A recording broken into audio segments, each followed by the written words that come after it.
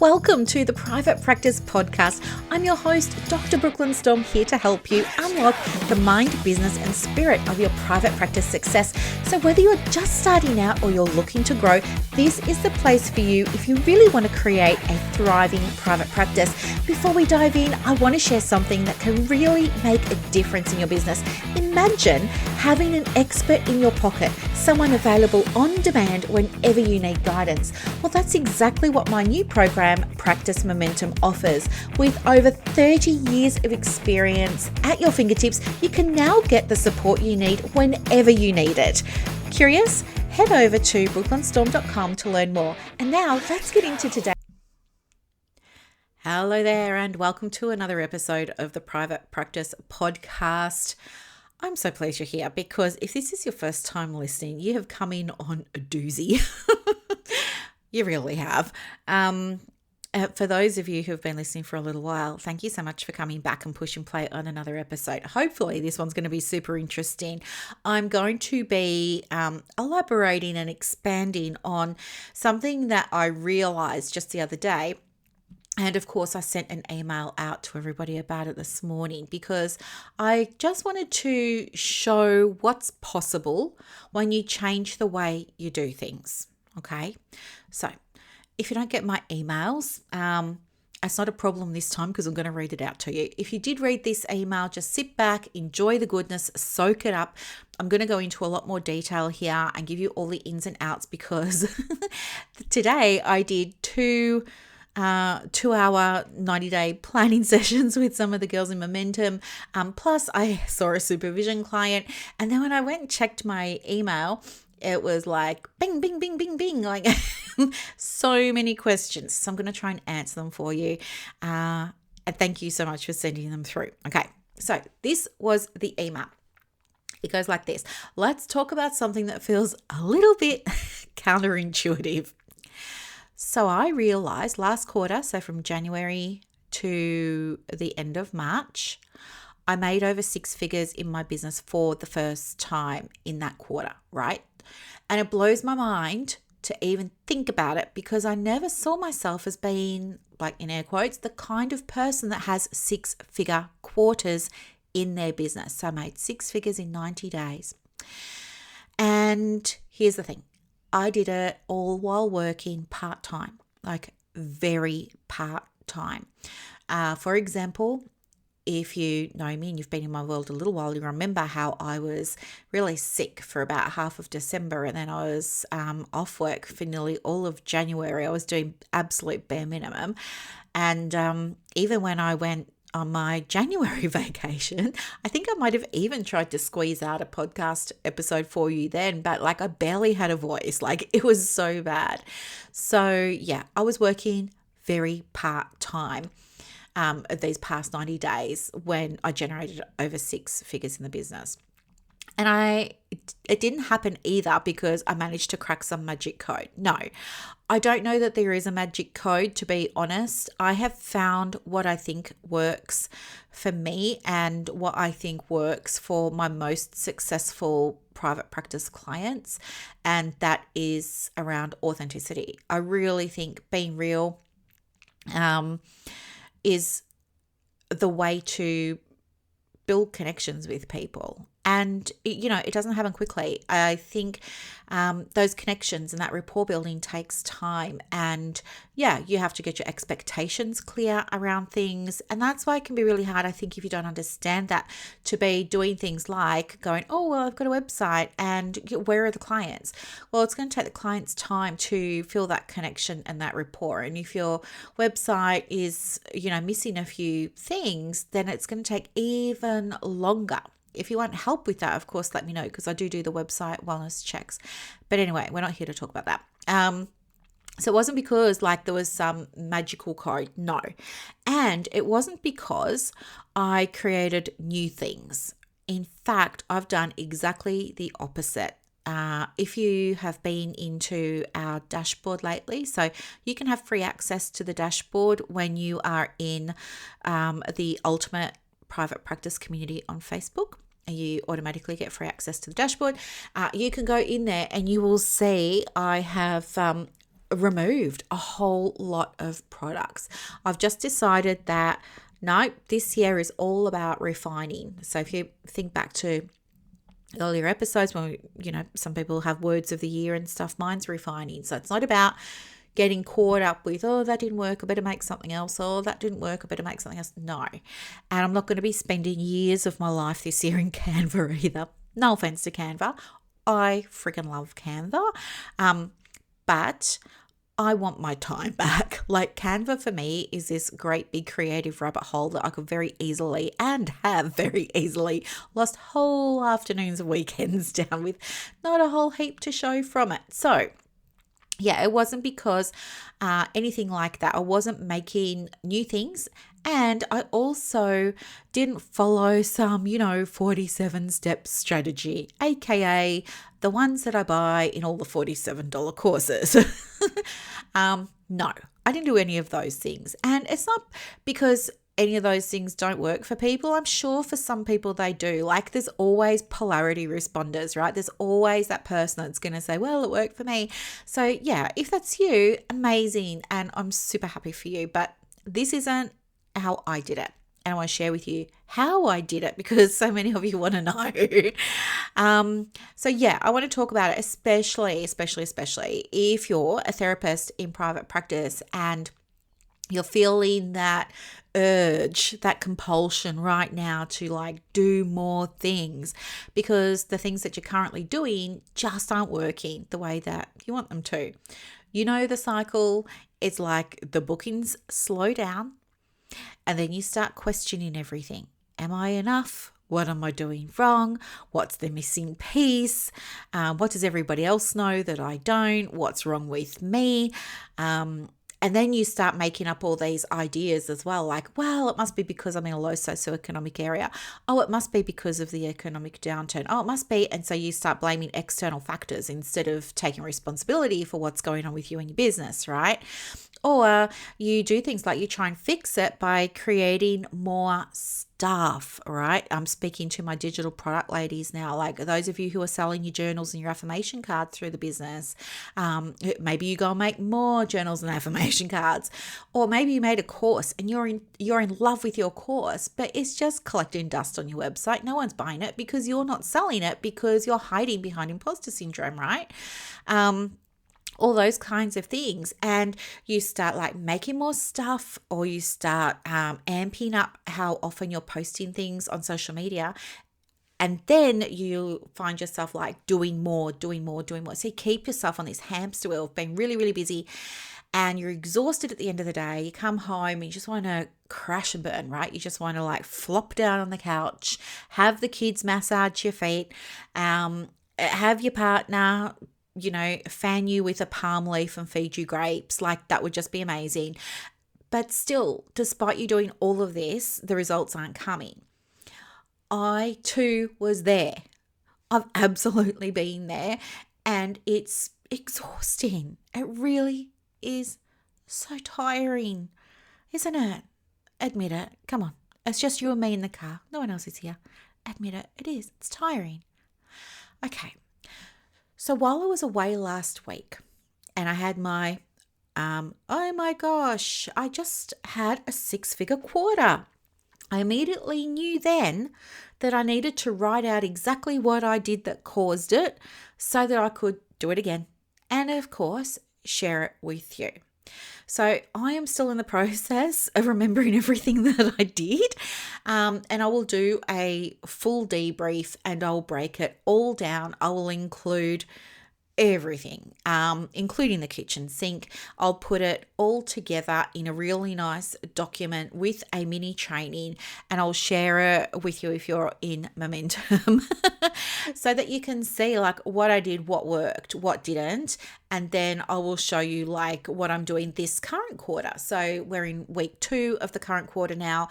I've still got 10 weeks left. I want to try and hit that record again of having another 6-figure quarter, because I now see, okay, I've done it. Can I do it again? So now it's like a challenge, and I'm very competitive. So yeah, I am like all over this, like white on rice. Don't you worry about that. but I want to look at what's working so that I can share with the women in Momentum a strategy that is reliable and dependable. And they will see everything right from the beginning, right through to when I finalize a strategy that we can test with them if they want to test it. I'm pretty sure if I said to them, hey, would you like to generate 6 figures in the next 12 weeks? I'm pretty sure that they would say yes, especially if I said, and you don't have to work as much as you are, and you don't have to go and create any new thing, and you don't have to do all this other stuff, right? I'm pretty sure they would volunteer for it happily. So then, they can test it, make their 6-figure quarter, and then I can bring it to the public and make it like a training. So this is where it's all kind of sitting in my head at the moment. But right now I'm going to walk you through the things that I did and also answer your questions that came through on the email, which most of them were the same anyway. It was like, can you teach me? Yes, I can teach you, but give me a minute because I just want to make sure that my strategy is going to be repeatable. And I want to test it with people who have different models of business and see that it's going to work for them as well. So just let me give it to the Momentum women first. Let's get them to $100,000 quarters or 6-figure quarters. And then, I will know. So I just need to tweak it, refine it, test it, do all of the things like I normally do. But what I can share with you at the moment is it wasn't more strategy. That wasn't the answer. So in the past, I have been, I'm putting my hand up now, guilty of going, what's the next strategy? I just need a step-by-step plan. That was me. And if you had a look at my cost of goods sold, according to Henry, they're really big. And when I drilled down on those in my little report, I could see straight away, oh my gosh, it's a course. It's like, what's it telling me? It's telling me I don't trust myself when it comes to doing some of these things. Yes, but the other reason that I buy a lot of courses is because I want to stay ahead of the curve and make sure that I'm providing people that work with me with the latest and best stuff. And so, I need to be informed and on top of all of that. So, there's 2 reasons why I buy all the courses, but it's not always in my best interest. So, it wasn't about more strategy. The key was identity, right? I really believe the key was identity. And, I've done a whole podcast episode or 2 on this, so I won't go into it in too much. But I really feel like once you start to think about, for me, I like to, almost fantasize about what I want because it feels like a fantasy. It feels like a dream. It feels like something intangible. It feels like something that's over there, not yet here. And so what I love to do is daydream, really, which works in perfectly with my inattentive ADD, I have to say. But I really love to daydream. So while I'm going for a walk or while I'm at the gym and I'm lifting my weights, in my head, like my body's doing the movements, but in my head, I'm thinking about, wow, does this version of me do this? Does that version of me do that? So I'm trying to imagine like what my life will be like when I've got that goal. So to be honest, my goal was not to have a 6-figure quarter. It just happened. It happened as a byproduct of a different goal, which was an income goal or a revenue goal that I had for the year. From the 1st of January to the 31st of December, I wanted to generate a certain amount of income. So I have lots of goals in my business. And of course, money is one of them. Impact is another. Energy is another. Lifestyle is another. Do you know what I mean? The list goes on. I've got so many. But we're just talking about the money today. So anyway, I had the money goal. And I had started while I was sick. I really believed that there was this great big almost purge happening because, and again, I probably emailed you about it or recorded a podcast episode about it, but I had some big aha moments about my money story. And around the same time got really sick. So I choose to interpret what happened as a yeah, okay, I picked up a bug, blah, blah, blah. But I also think that there was something more energetic happening too, which is why I got taken out like I did, because it was huge. And if you do the inner work, you know what I mean. Like when you have that moment where it's just like everything drops, yeah, it takes you out. You need time to bounce back from that and recover. So I think that's what was happening. And my body was just kind of needing time and space to rejig itself energetically. And it was just manifesting physical symptoms. So I think that that was what happened. But identity is everything. So when I set my goals for the year, for what I want to achieve in my business, I do try and make them, you've probably heard the saying like hairy, scary goals. I do try and make them feel like a big stretch, because I really believe that, you got to aim high because you are limitless, right? And whatever's going to happen is going to happen. But I really believe that if you set the intention and you take aligned action, that you set yourself up for fantastic outcomes and results. And so that's what I really focused on. And I had consistent daily practice of meditation around doing exactly that, like really leaning into what it's going to feel like when I've hit this goal, what my life would look like once I'd hit this goal, what I'd be doing, what I'd not be doing anymore, aka housework. Really want to get a full-time cleaner, really want to get a cook or a chef, because I live with my mum and God love her.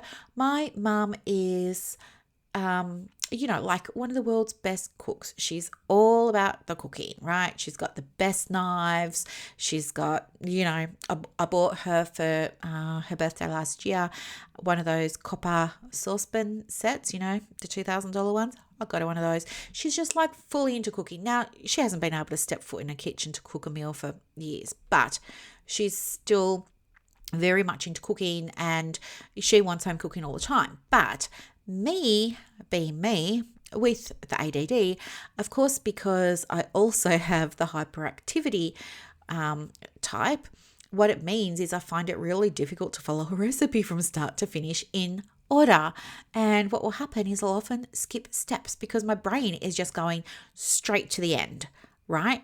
It's like, I don't know, when I was in school, the teacher would start to give instructions about things and then I would just like anticipate what she was going to say because it's like, hurry up and get on with it, And then I would always make a mistake because I wasn't paying attention or listening to the full instructions. So this is what happens to me in the kitchen. So it drives my mum bananas that I can't cook, right? Despite trying, I just can't do it. It's not me and I don't want to. And if I was living by myself, then I wouldn't be, right? Because I'm just the type of person that eats when she's hungry. I will open up the fridge and I'll just scan it and I'll go, oh, cheese, and I'll eat a piece of cheese while the fridge door's open and then I'll close it and go back to doing what I was doing, right? That's me done. I don't understand about people who want to do the whole, you got to have 3 vegetables and, some protein and then you've got to, can't do it. So I would love, like one of my big fantasies is to get a cook so that somebody can come here and cook for my mother. And I don't even care if this person comes on the weekend and cooks up all the meals my mother's going to consume for the week and we just stick them all in the fridge and freezer. Like, that would be amazing. I'll be more than happy to pay for that. If you know of anybody that lives in my area, by the way, I'm in Mornington, that can do that, please let me know. So yeah, I've got all these big dreams of like how I want my life to be. And when I first started allowing myself to go there and really think about it, because it used to be like, who am I to like get a cook? Who am I to get a cleaner? Like, no, like other people do that. But when I started to allow myself, no, it's okay, just imagine you've got your own Mrs. Doubtfire, then it started to feel better. And then guess what happened? I started to speak to people and they were saying to me, "Oh, I'm thinking of getting a cleaner to come in once a fortnight and, change the fitted sheets or wash the windows or do this or wash the floors, do the wet areas." And I was like, yeah, okay, so other people are doing this. And that kind of almost gave me permission. And not that I needed permission, right? But it kind of showed me what was possible, maybe. And I was like, okay, so if other people are doing it too, maybe I can. Like, we're all just people, maybe I can. So then I started to think about really what I wanted more seriously. And I started to use a daily process where every single night, as I was drifting off to sleep, I would just fantasize about this brand new life that I was going to have, where I had loads more time, where I had loads more financial freedom to do the things that I wanted, and where my lifestyle got a massive upgrade. Okay. So, yeah, I did that every single night for probably, I don't know, 6 weeks. I did it and I loved it. And I would, my dimples were aching because I was smiling so hard while I was imagining all of this. I was really feeling it. Like I really, in my body and every cell in my body, I just felt it. So it was really, I think the first step is shifting your identity and, really allowing yourself in a way that feels comfortable and aligned for you to start to do that. As I said, my way was just to start imagining it and just to fantasize about it. And, I've got a really good imagination, so it makes it easy. If you're not somebody who can do that, that's okay. Maybe you just write about it. It's called scripting. Maybe you just write it out. Like you say, this is the life I really want. So that was the first thing that really changed everything, I believe, was the identity. So becoming the person who makes that money, and connecting with that version of you and getting guidance and actually acting on it. The second thing I did was I held the faith. I held the faith. So for me, it's not necessarily religious, right? For me, I'm more spiritual, right? It's absolutely fine if it's religion for you. I'm just sharing like how I did it. So for me, faith is about what you believe in. It's about something bigger than you.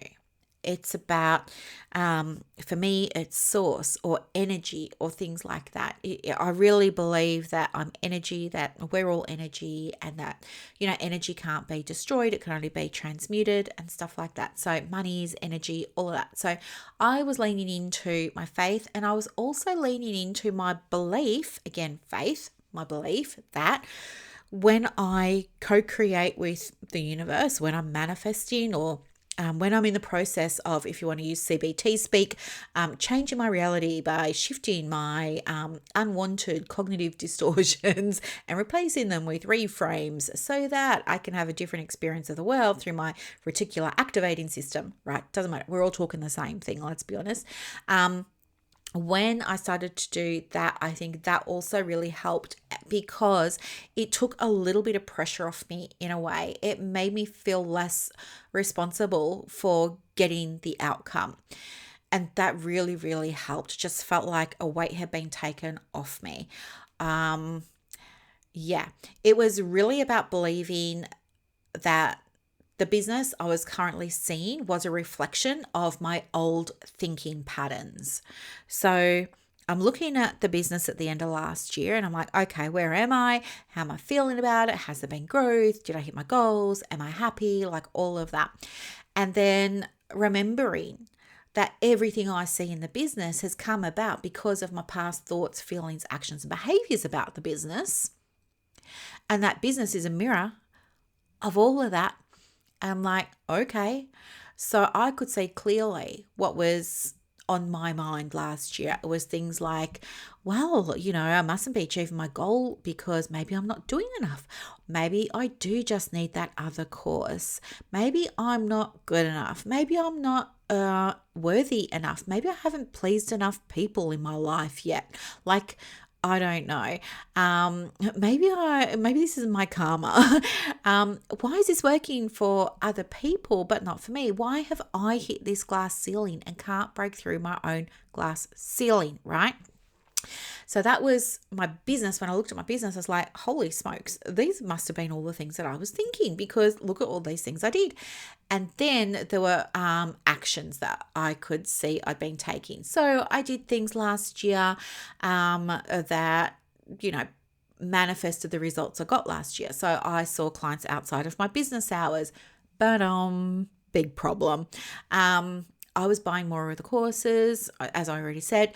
I was trying to do more stuff into limited time, right? People say, oh yeah, we've all got the same 24 hours. Oh, that's rubbish. Like, we've all got different priorities and stuff like that, okay?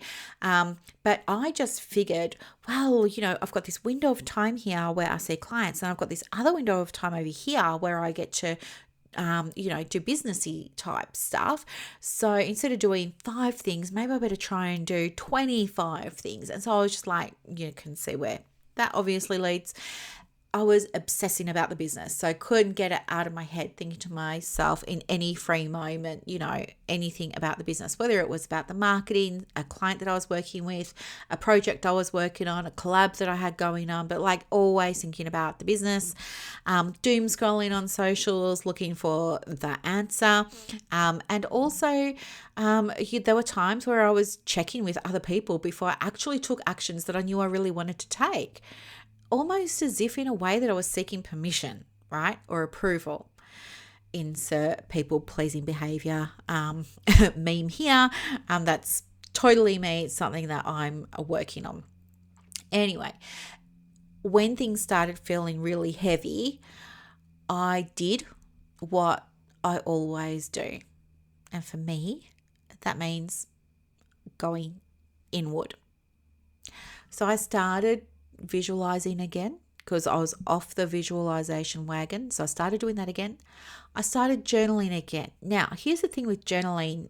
For me, I'll share it with you because maybe it will help you too. But in the beginning, I just used to write it. Like when I was a little girl, I used to have a diary, and I used to write my diary every night. I'd be like, dear diary, today my teacher gave me a scratch and sniff because I got 10 out of 10 for spelling. Do you know what I mean? Like, I used to do all of that. And I kept diaries for years. Actually, it kind of like creeps me out now to think whatever happened to them and where they are. They're floating around the world somewhere, but yeah. So when I started journaling, because I never learned how, I just assumed it was like keeping a diary. So I was just like brain dumping, really. Do you journal? This is what happened, blah, blah, blah. Wouldn't it be great if, blah, blah, blah. That's actually not journaling. Journaling is about having a process in place that expands your mind. It's about having a process in place that expands your mind. So even now, with all my experience with journaling, I love to get journal prompts. So I find it, maybe because my human design, what am I? I think I'm a generator or something. I'm the one that does best by responding to things. So when somebody asks me a question, I could talk for hours, right? Ask me to come up with something. I'm like, yeah. So I really believe that when you get some good prompts, so because we're talking about money, we're going to say money prompts around your money mindset, your money story, your money beliefs, all that kind of stuff, money wounds. I think that is where the gold is. Like, just being able to write out a response or an answer to that question can be so powerful. You can have your aha moment, and then with that new awareness, everything starts to change for you. Okay. So anyway, I started doing the journaling as well. And then the other thing that I started to do was ask for guidance. All right. So I wasn't asking any Instagram people for guidance, but I was really connecting with my higher self, right? So for me, my higher self just means like I can, I don't even have to close my eyes, but I could close my eyes, put a hand on my heart, and I could in my mind, just in my mind's voice. I can ask a question, and even before I finished asking it now, I've usually got an answer. So I call that my higher self. I don't know what you call it, but really going within helped me so much, especially when I started to build the muscle of implementing the guidance that was coming through, even when I was like, oh, I don't really know about that. Like, just this is where the faith comes in, just being able to follow that. And not about necessarily big things either. It could have been just about smaller things that were inconsequential to the business. But the point is, you want to build that muscle to start trusting yourself, because when you start trusting yourself, that's how you start to build your confidence. When you're building your confidence, then you start writing differently. When you start writing differently, you start speaking differently. When you start speaking differently, you start showing up differently. When you start showing up differently, guess what? A new audience finds you for the version of you that you are now. You see what I mean?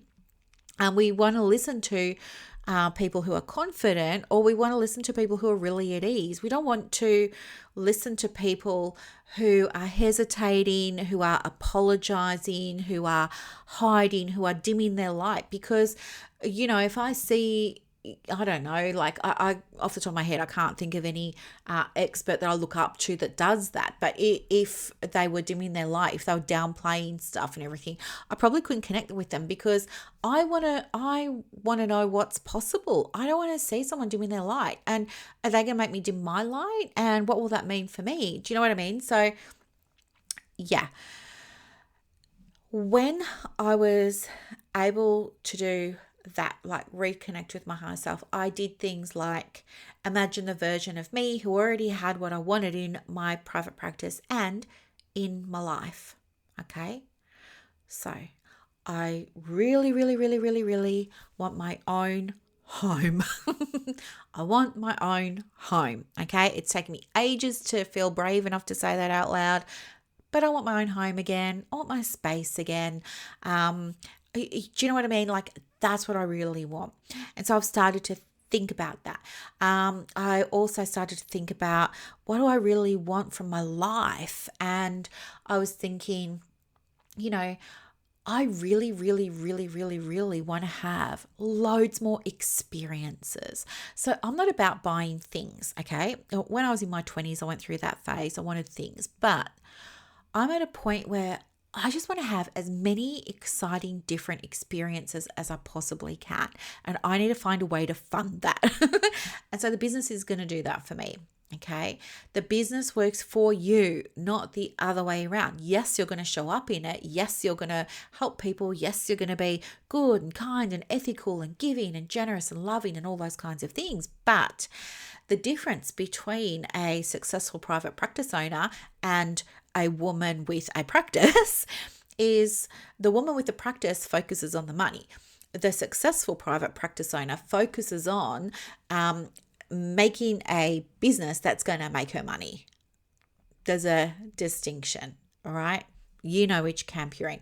If you're sitting there and you're like looking at your bookings and you're going, oh, I've got 1, 2, 3, 4, like that, and you're going, oh, multiplied by $120 a session, da da da da da. You're focusing on that.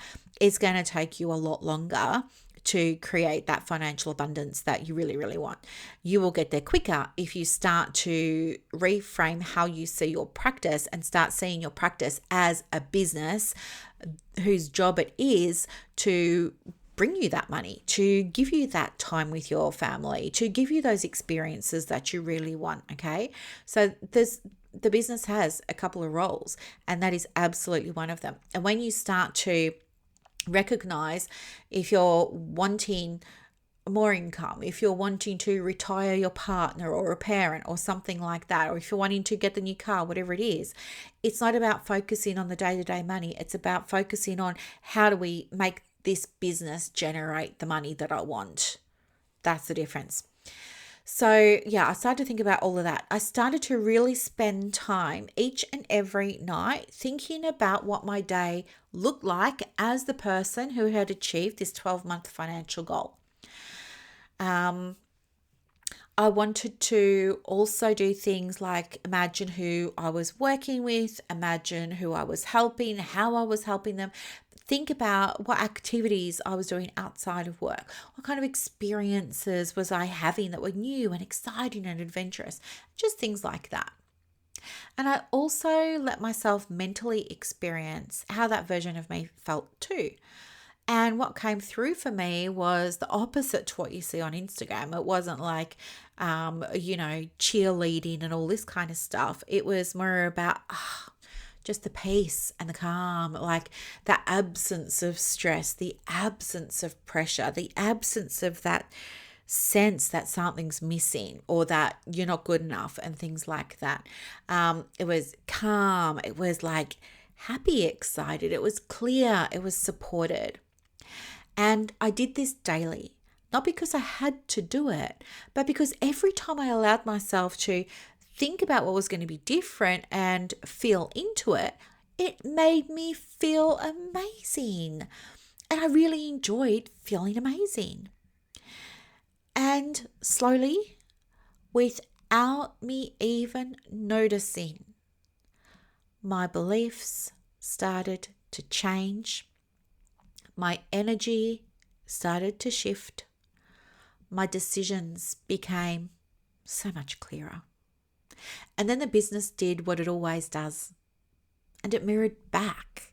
It gave me back all of those beautiful things. And so, on the weekend when I sat down and I was like looking at my numbers and everything, I was like, holy smokes, like, how did this even happen? And it was like such a surprise because I wasn't even aware of it in the moment, right? So I track metrics on the weekly and then monthly, and then I do them quarterly. So I was sitting down, I was like, okay, let's look at the last quarter. And I got out my little spreadsheet and bing, I was like, there it is. And I thought, who does that? Like, who does that? Me? Did I do that? Like, I couldn't believe it. I checked my numbers. I checked them again. I checked them a third time.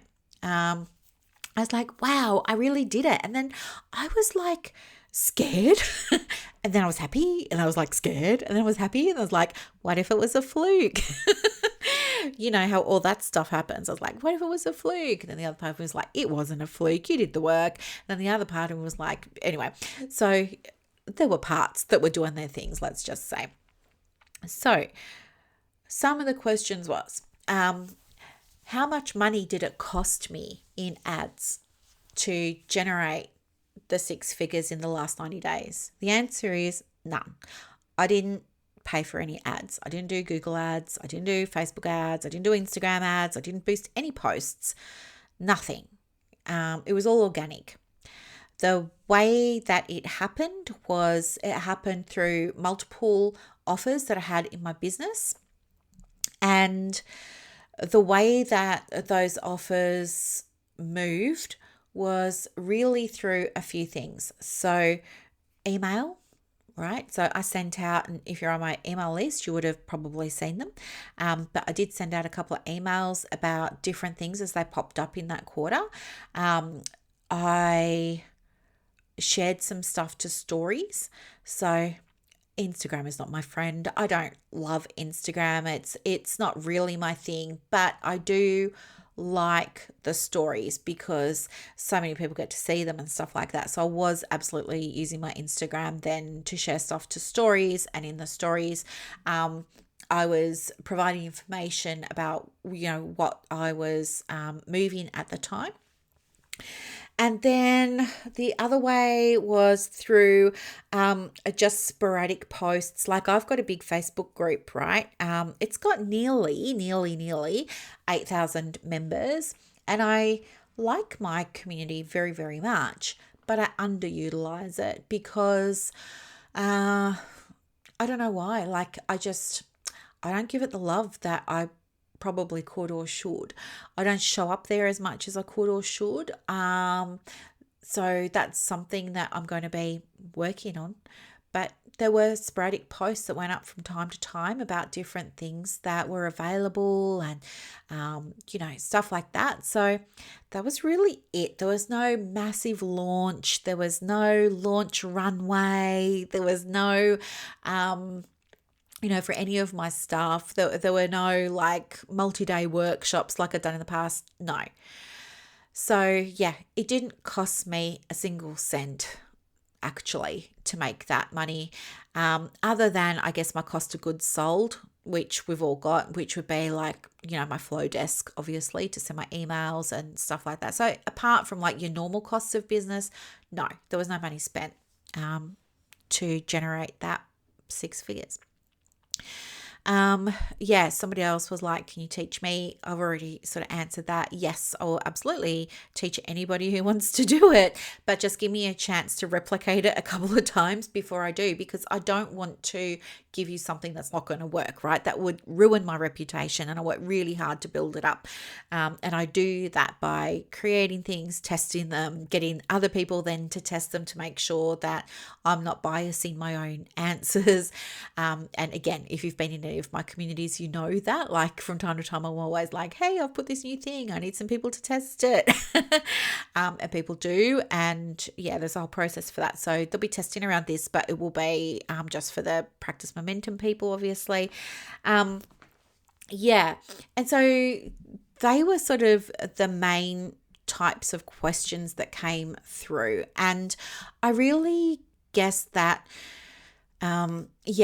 I didn't spend as much time this quarter in the business that I have in the past. So it really was me working a lot less.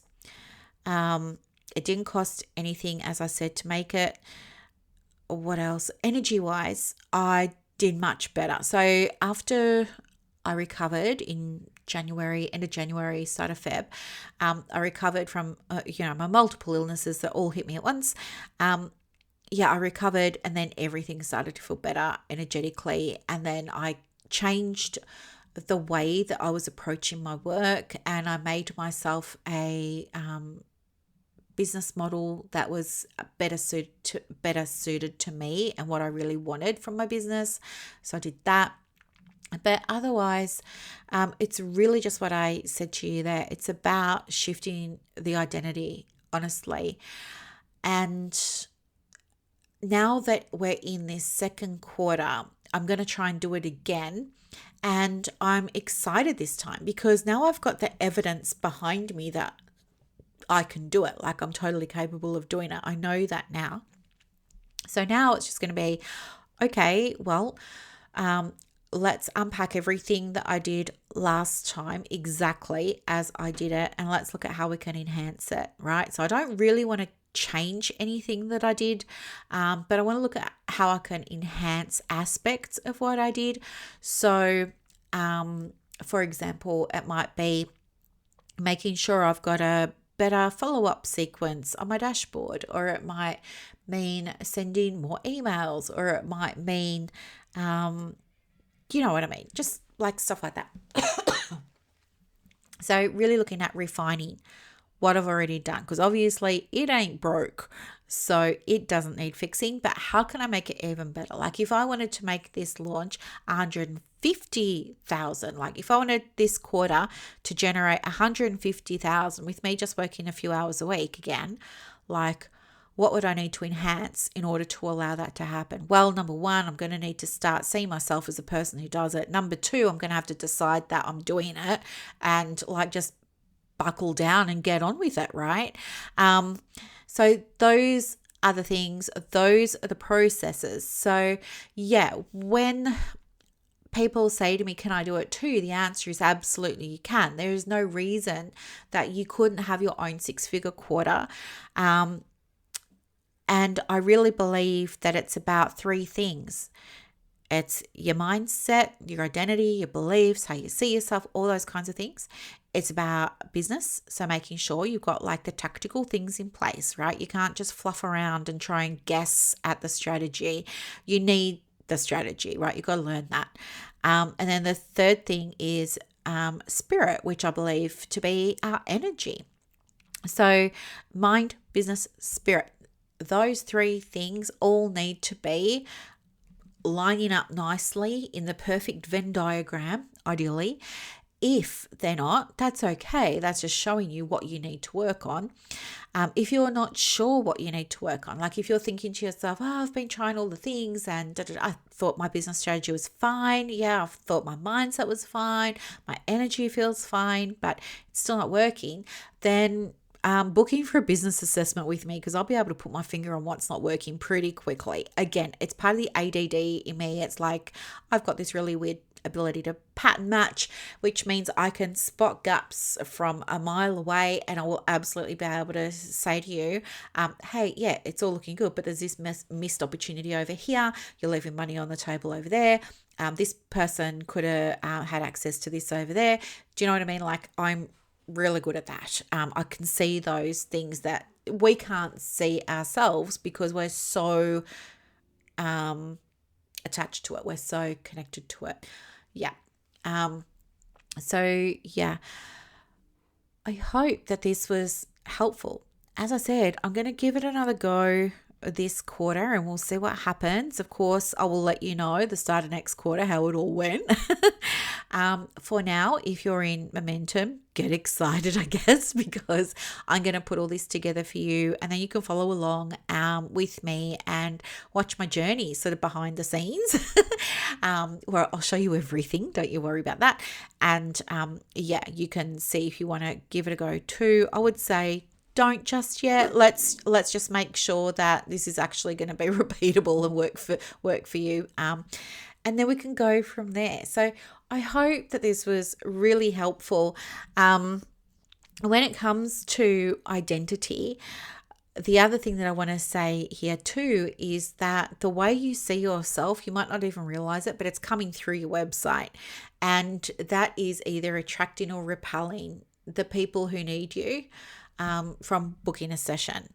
Okay.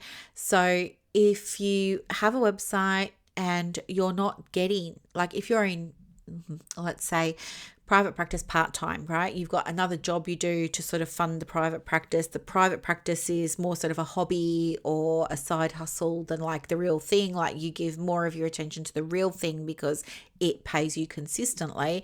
But you've still got like a website for the private practice because, you know, you need to have one. But it's not actually getting you any work or it's not actually getting you any clients. Click the link in the show notes and get yourself booked in for a website wellness check.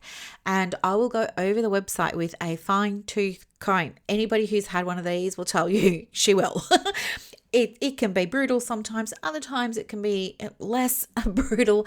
But it's always done with love and with the intention of making sure that you walk away from that assessment of your website knowing exactly what to do to get results. And it works. You know, I helped her with her website in a momentum and it took her about 3 or 4 weeks and then boom, she's ranking on Google all of a sudden after eons of not, despite paying people to do her SEO. And, you know, she's spent so much time on her website and stuff like that. But I was able to see straight away, it's this, it's that, it's this.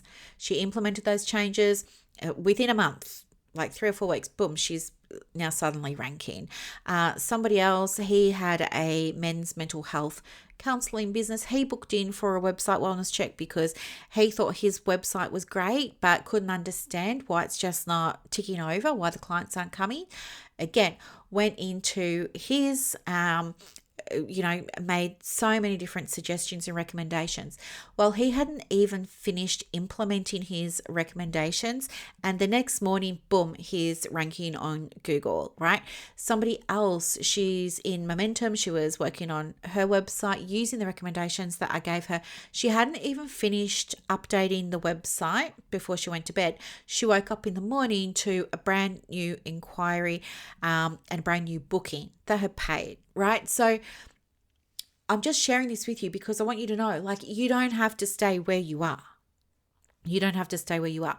You can absolutely shift, but we have to get you, first of all, shifting your identity, number one, but also shifting your level of consciousness. So you know about the 4 levels of consciousness now. We've discussed it in previous episodes. I'm not going to go into it again, but you need to shift your level of consciousness. If you are in that level of consciousness that's right at the bottom there that says, to me, everything's happening to me, I'm powerless, I can't do this, I can't do that, the economy this, da da da da. No, you need to shift your level of consciousness, and you can listen to those other episodes where I explain how to do that, because it's by doing that that you're going to be able to open yourself up then to receiving the tools, the guidance, the strategies, all the things, the suggestions, the recommendations, the feedback, all of that. You'll be more open to that. And that's where all the juice happens. That's where all the gold happens. It's really, really, really, really good. Yeah. And then from there, the change happens, and then you start to get the results and everything. It's just, it's so, so, so, so good, right? It's like ladies in momentum at the moment. Some of them are, actually, I would say probably most of them are currently in a stage where they are working, because there's a lot to do. There's a lot to update. There's a lot to tweak. There's a lot to shift and stuff like that. But moving into their next 90 days, things are going to start to ease up. And by the end of their time in the program, they'll be doing a heck of a lot less work than they are now. It's kind of similar to my old coach has this analogy. His name is James. My old coach has this analogy that says, when you are driving a car and you've got it in first all the time, that is where the car is doing all the work. But when it's actually, cruising, it's got like the highest RPMs, right? It's just cruising. It's in a completely different gear. The problem with the private practice world is that you feel like you need to have it in first gear all the time, and you don't. You get to grow out of the practice in a way where you can still do the work and show up, but you're growing out and above it in a way. You start to see it differently. And then you start to change your thoughts, feelings, behaviors, and attitudes around it. You start to show up differently within it and all of that. And you get into like cruise mode. And that is where the business is kicking over. Nearly all of it's on autopilot.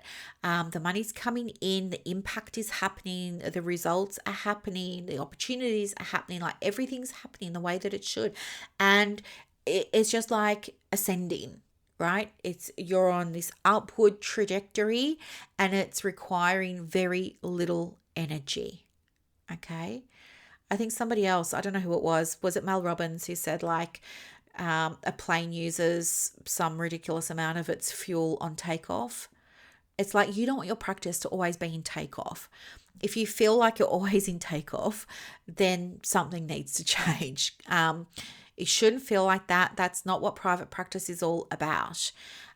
It's probably feeling like that because you just don't know what to do. And the solution for that is to find out what to do and get yourself a strategy, a plan, a tactic.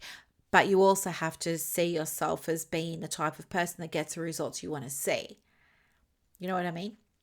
So anyway, this was my little episode here on the very first time I had a 6-figure quarter, and hopefully there'll be many, many, many more to come. As I said, like I'm kind of nervous about it. Like, can I do it? Now I've just like said it to you. I'm like, I'm really going to have to try and do it now because they're going to hold me accountable. They're going to come back and say, did you do it? So, yeah, I am going to like knuckle down. Like this is serious now. I'm going to knuckle down. I'm going to try and do it. Let's see if we can do it again. I would really, really, really love to exceed that six figures and see if I can like go higher.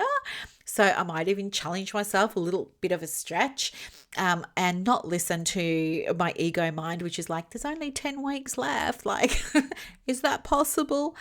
And just see what happens. And yeah, get my manifesting gear on and, you know, really amplify some results. I am kind of, yeah, I'm nervous about it, but excited. It's like the type of nervous on Christmas Eve. Like you kind of know that you're going to get some awesome presents the next day, but you don't know what you're going to get. It's like that kind of nervousness. Or, yeah, kind of like the nervousness on one of my many wedding days. It's that kind of like the good nerves.